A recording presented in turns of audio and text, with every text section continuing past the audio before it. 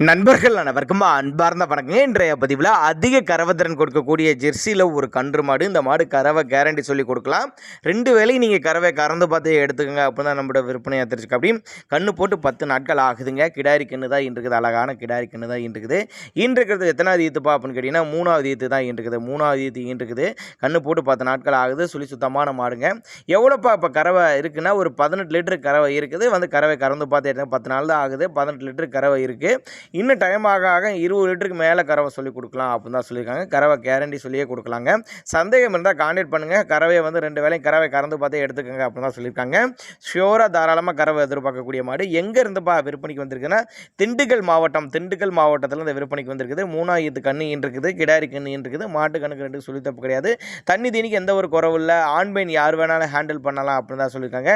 நீங்கள் விருப்பப்பட்டீங்கன்னா மாட்டை இண்டிவிஜுவலாக வாட்ஸ்அப் பண்ணிட்டு ஃபுல் டீட்டெயில் தனித்தனியாகவே கொடுக்கலாம் அப்படின்னு தான் சொல்லியிருக்காங்க. தேவைப்படுற நபர்கள் மட்டும் தாராளமாக அவரோட காண்டாக்ட் நம்பர் பாருங்கள், டிஸ்பிளே கொடுத்துருங்க, தொடர்பு கொள்ளுங்க. நல்ல தரமான பொருள், 2 மடங்கு லாபம் ஈட்டி தரக்கூடிய பொருள் அப்போ தான் நம்மளோட விற்பனையாக தெரிஞ்சுக்க. அப்படி அனுசரித்து பண்ணி கொடுத்துடலாம். காண்டாக்ட் பண்ணுங்கள் அப்போ தான் நம்மளோட விற்பனையாக தெரிஞ்சுக்க. அப்படி தேவைப்படும் நபர்கள் மட்டும் தாராளமாக காண்டாக்ட் பண்ணுங்கள்.